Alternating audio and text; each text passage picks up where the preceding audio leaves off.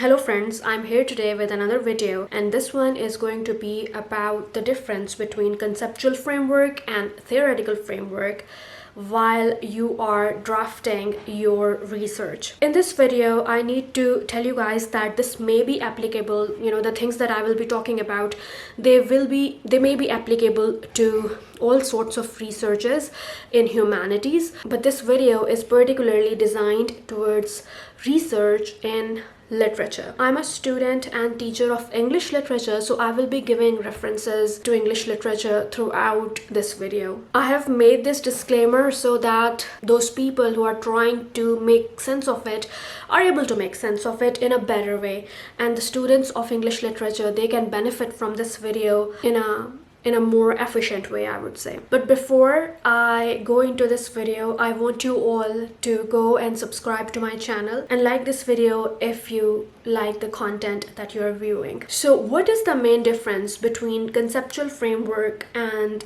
theoretical framework? This is the question that we often ask ourselves, and these two terms, they spring up quite often in front of us while we are trying to do our research and while we are studying research methodology. And sometimes some scholars or some researchers, you can say, use these terms interchangeably as well. I do that sometimes as well, but I do that when I know that the audience that I am addressing knows the subtle differences between these two things. I came to know about these differences quite late in my research journey, so I thought that it would be good if I could make a video on it, and that could benefit other researchers like me or people who are new, on their research journeys. So let's go back to the very beginning of the research process. When we come into contact with any kind of a text, now let's first define what a text is. So in the world, in the times that we are now living in,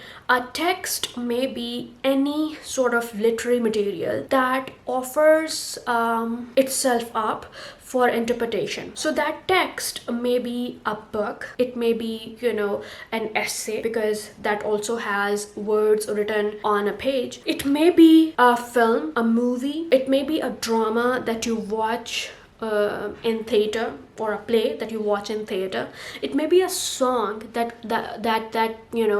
you listen to and you are intrigued by it, you are interested in what it has to say when it comes to its interpretations, its message, its content. And it may also be a conversation. So this is something that we need to keep in mind, that the word text has broad meanings to it.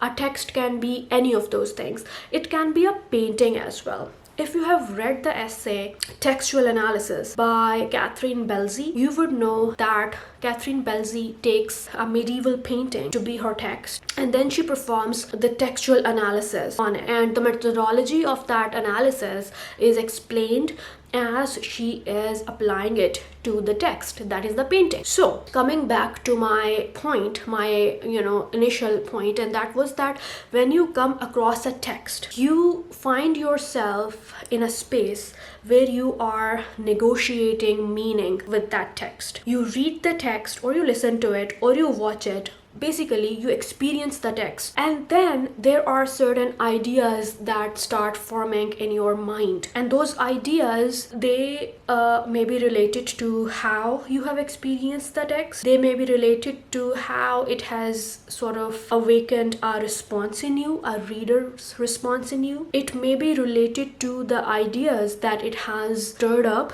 in your mind. It may also be, about the ideas that this text has to offer to you, and you start thinking about those ideas, those themes, those metaphors, those similes, those symbols in the text that the text provides to you. So our research journey actually begins when we first come across a text and when we read it. The second step of research is that when you have a mixture of ideas running through your head, there are certain ideas that you find more attractive or more intriguing, and those are the ideas that disturb you a little bit as well. And I am using the word disturb in a good way, that it sort of these ideas, they sort of push you critically critically, or they challenge you critically, and you are interested in finding out what those ideas actually mean and how you can interact with them and how you can, elaborate on them.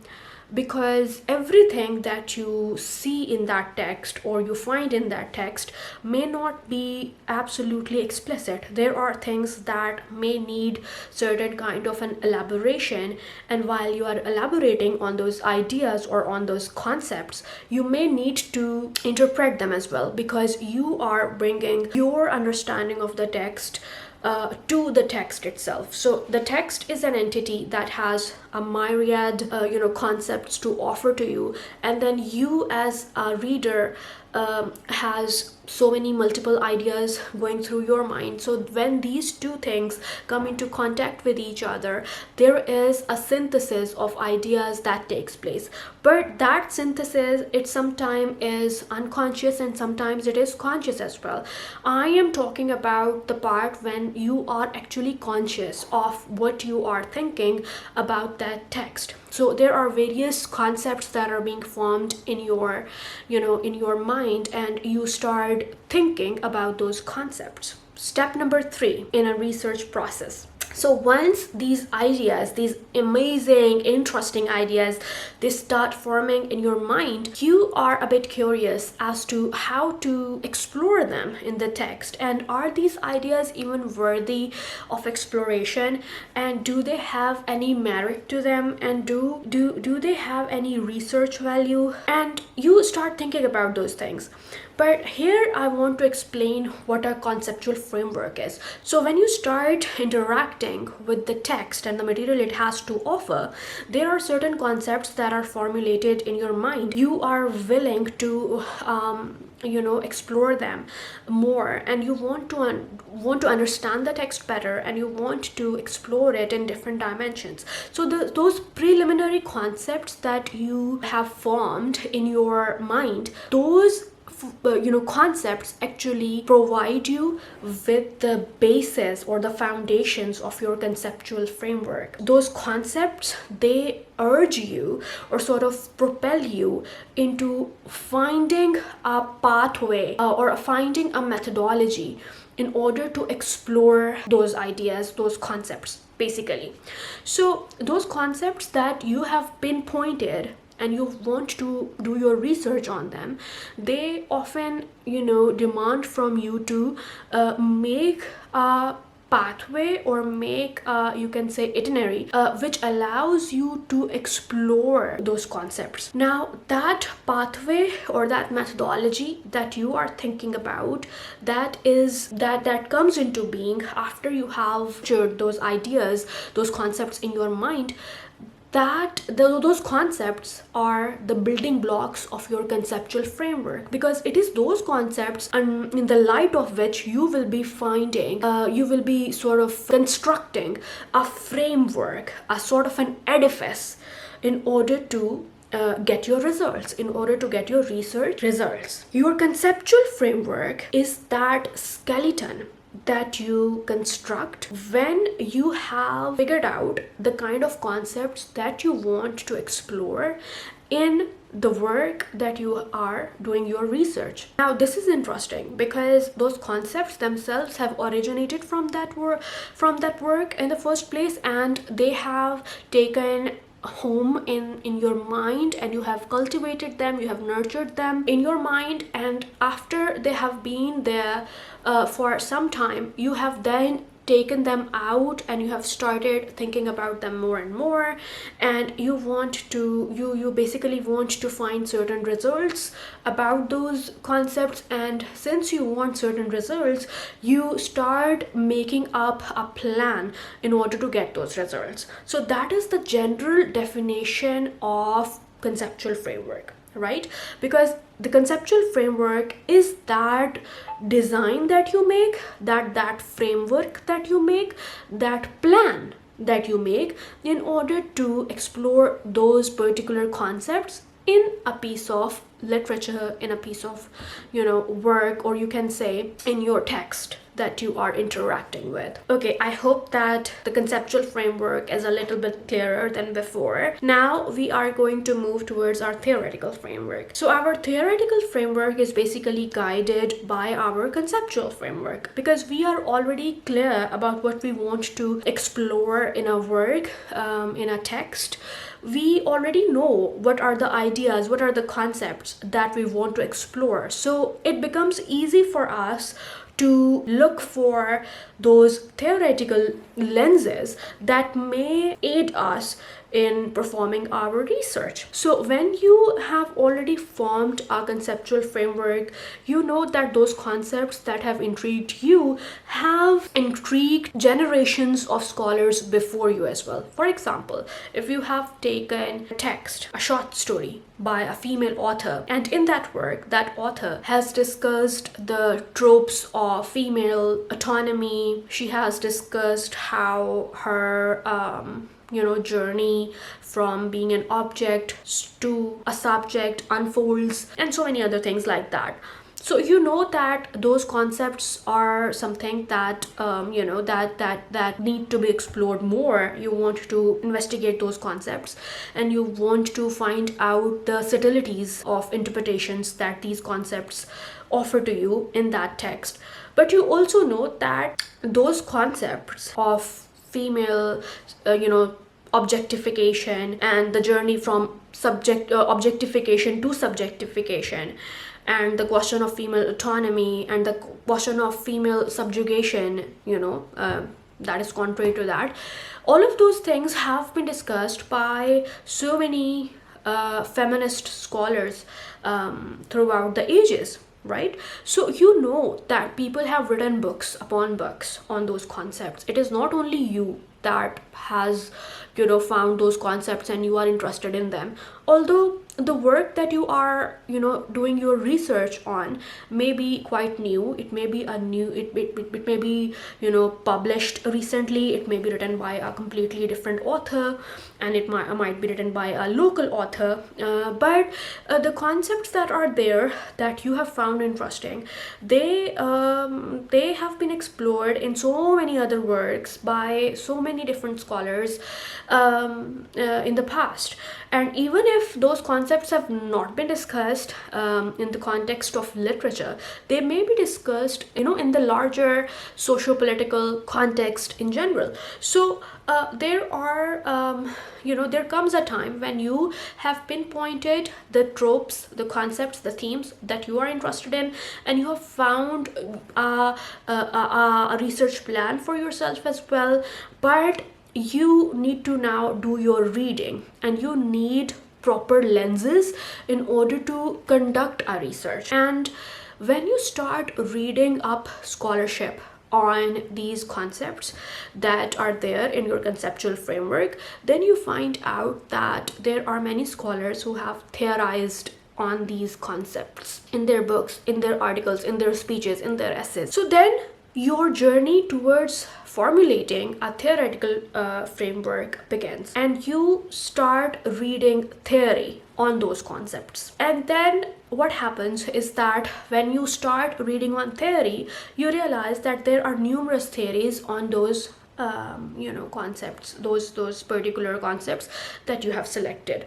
And then it is your job as a researcher to find the theory that best suits you. After you have found a particular theory, then you will be interested in knowing that how many perspectives can I find in that particular theory as well. And you will see that there are numerous theorists that have theorized on that same theory as well. So when we talk about feminism, there are multiple feminist theorists who have written, who have theorized on female sexuality, or female autonomy, or female subjectification, or female objectification.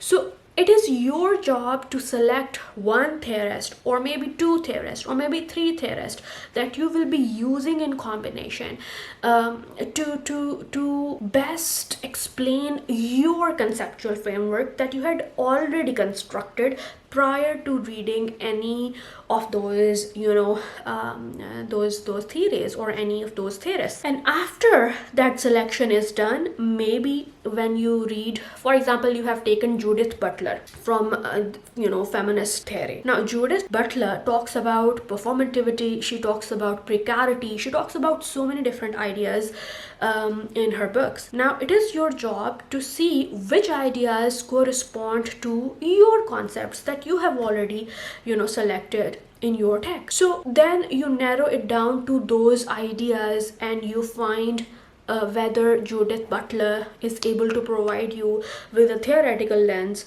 to perform your research. And at the end of the day, you are left with your theoretical framework, because after you have read that theory, you have selected the theorist, you have read their works, then you have narrowed down or sort of selected their ideas that are best suited for your conceptual framework.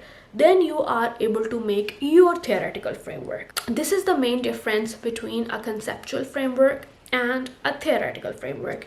And I really hope that I have made some sense to you, and I've tried to elaborate on these two things, and that you have understood something from this video. One thing that we might need to keep in mind is that when we are working on our conceptual framework and our theoretical framework, sometimes these things go hand in hand. They are both being constructed simultaneously, because when you read a text as a reader, you already have certain knowledge of certain theories in your mind, and you cannot somehow mute them when you are reading a new text.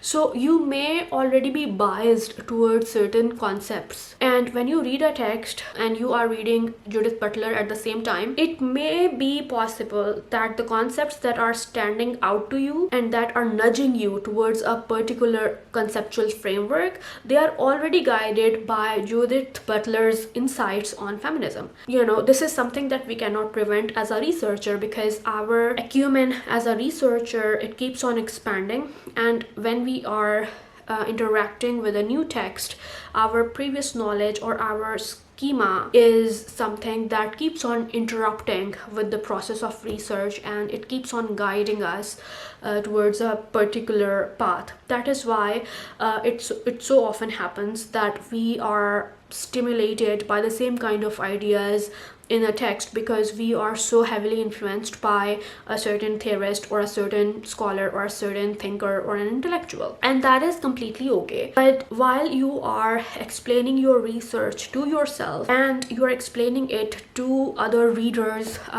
it's very important that you know the difference between what stood out to you as a researcher and what your conceptual framework was initially, and how the theories have helped you understand your concepts better, and how they have helped you do your research in a more systematic and proper way. One thing that may be kept in mind during this research process is that we must prevent ourselves from applying a theory or a theoretical framework wholesale on a text, because in that way the nuance of the text, the newness of a text, and the dignity of a text, all of these things are greatly compromised. So it is always better to first read a text, form your conceptual framework, and then after you have done that, then you may proceed towards forming your theoretical framework. So this is all I have to say about the difference between conceptual framework and theoretical framework. If there are any ambiguities that you want me to talk about in further detail, in greater detail, let me know in the comments below. I really sincerely hope that this has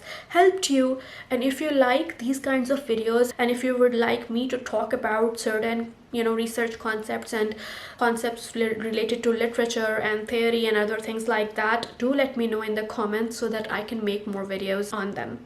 Anyway, it was very nice having you all listen to me. I want to remind you again that you need to subscribe to my channel for more such videos, and also like the video if you have found it to be informative. Thank you and take care.